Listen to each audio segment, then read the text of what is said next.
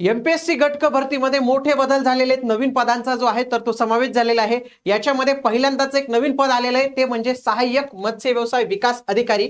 तर याची नवीन जाहिरात आलेली आहे। याच्यात किती पद रिक्त असणार आहे, पात्रता काय लागणार आहे, वयोमर्यादा काय पाहिजे आणि सोबतच याच्यासाठी परीक्षा पॅटर्न हा काय असणार आहे, याच्याविषयी संपूर्ण माहिती मी तुम्हाला आजच्या या व्हिडिओमध्ये देणार आहे। म्हणून तुम्हाला हा व्हिडिओ जो आहे तर तो शेवटपर्यंत पूर्ण बघायचा आहे। बघा, नुकतेच एमपीएससी कडून जे आहे तर ते नवीन अपडेट आलेले आहे। बघा, 22 जुलै 2026 ला एमपीएससी कडून महाराष्ट्र गट क सेवा संयुक्त पूर्व परीक्षा 2026 या संदर्भात नवीन शुद्धीपत्रक जे आहे तर ते आलेलं आहे। या शुद्धीपत्रकात त्यांनी एक नवीन पद जे आहे समाविष्ट केलेले। याच्यात तलाठी वगैरे बाकीच्या तर जाहिराती आहेतच, परंतु याच्यात नवीन जे पद आलेले ते म्हणजे सहाय्यक मत्स्य व्यवसाय विकास अधिकारी, टेक्निकल संवर्गाचं पद आहे आणि गट क हे कृषी विभागाअंतर्गत येणारे जे आहे तर ते पद आहे। कृषी, पशु, दुग्ध आणि मत्स्य व्यवसाय विभाग यांच्या अंतर्गत येणारं हे सहाय्यक मत्स्य व्यवसाय अधिकारी। किती पद आहेत मित्रांनो? 254 पद आहेत। किती? 254 पद आहेत। पात्रता काय पाहिजे? मत्स्य विज्ञान विषयात किमान द्वितीय श्रेणीतील पदवी धारण करणे इथं गरजेचे आहे। म्हणजे मत्स्य व्यवसाय विषयातील तुमच्याकडे पदवी पाहिजे, पण ती कशी पाहिजे? त्यांनी काय म्हटले? द्वितीय श्रेणीतील, म्हणजे फर्स्ट क्लास असतो, किमान सेकंड क्लास पाहिजे, म्हणजे second class, first class, distinction हे पाहिजे। ओके, जे फक्त काठावर पास झाले असतील ते चालणार नाही।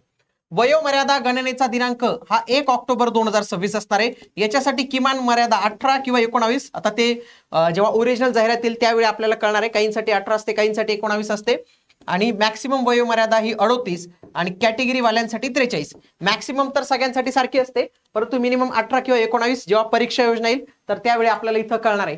आणि याच सहाय्यक मत्स्य व्यवसाय विकास अधिकारी या पदाची मित्रांनो एमपीएससी गट क च्या पॅटर्नच्या पद्धतीने प्रिलिमची ऑनलाईन बॅच आपण लॉन्च करत आहोत। लाईव्ह प्लस रेकॉर्डेड अशा दोन्ही फॉर्मॅटमध्ये ही लाईव्ह बॅच तुमची 28 जुलै 2026 ला जी आहे तर ती आपली स्टार्ट होणार आहे। याच्यासाठी ऍडमिशन सध्या इग्नाइट अकॅडमीच्या प्लॅटफॉर्मवर अवेलेबल आहेत। ग्रुप सी भरती जी ही होणार आहे तर याच्यामध्ये महाराष्ट्रातील सर्वात नामवंत, सर्वात डेडिकेटेड फॅकल्टी तुम्हाला जे आहे तर ते याच्यात शिकवणार आहे। प्रत्येक विषयासाठी एक्सपर्ट फॅकल्टींचा यात समावेश असणार आहे। तुम्हाला नोट्स मिळणार आहे, डाऊट क्लिअरिंग सेशन्स मिळणार आहेत, सोबतच state board batches, PYQ batches आणि महा टेस्ट सिरीज जी आपली ऑफलाईन पद्धतीने बऱ्याच सेंटरवर होते ती देखील तुम्हाला मिळणार आहे। यासाठी तुम्हाला आजच इग्नाइट अकॅडमीचं ऍप्लिकेशन हे डाउनलोड करायचंय। बघा, सोबत त्यांनी असं देखील सांगण्यात आलेले आहे की पूर्व परीक्षेचा निकालापर्यंत अनेक पदांचा याच्यात समाविष्ट होऊ शकतो, म्हणजे आगामी काळात कृषी सेवक वगैरे देखील पदांचा समावेश याच्यात होऊ शकतो किंवा या पदांमध्ये वाढ होऊ शकते, वाढ पण होऊ शकते। लक्षात घ्या, या 254च्या आणखी जागा ज्या आहेत तर त्या इथं वाढू शकतात।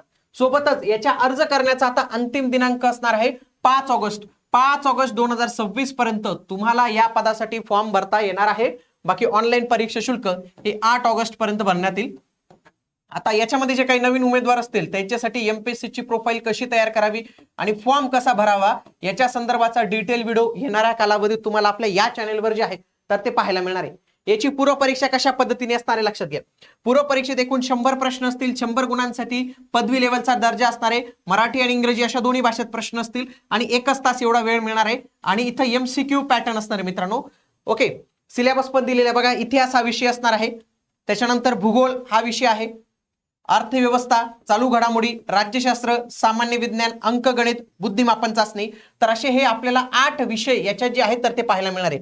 यासोबतच 1/4 निगेटिव्ह मार्किंग असणार आहेत पूर्व परीक्षेला, म्हणजे 4 उत्तर चुकले तर एका उत्तराचे गुण तुमचे कमी केले जातील।